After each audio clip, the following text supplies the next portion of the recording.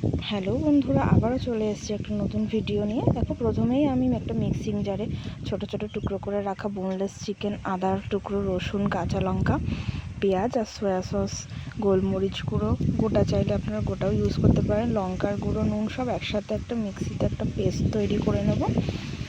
পেস্টটা হয়ে গেছে। এবার আমি হাতে দেখো তেল নিয়ে ফয়েল পেপারে রোল করে একটা ক্যান্ডি শেপে দুদিকটা বন্ধ করে দেবো, যাতে কোনোভাবেই যাতে জল না ঢোকে। এবার দেখো, আমি একটা পাত্রে জল ফুটতে দিয়েছি। এবার জলটা ফুটে গেলেই তাতে আমি এগুলো দিয়ে দেবো, কড়াইতে দিয়ে দেবো। 10-15 মিনিটের জন্য এটা আমি ঢাকনা চাপা দিয়ে রেখে দেবো। দেখো, হয়ে গেলে নামিয়ে নিচ্ছি আমি ফয়েল পেপার থেকে বার করে। এবার আমি ফ্রাইং প্যানে একদম তেল গরম করে শ্যালো ফ্রাই করে নিচ্ছি। দেখো, আমি রাউন্ড শেপেও সেটা করেছি আর সেটাও ফ্রাই করে নিচ্ছি। ব্যাস, তো রেডি হয়ে গেল আমাদের এবার খাবারের পালা।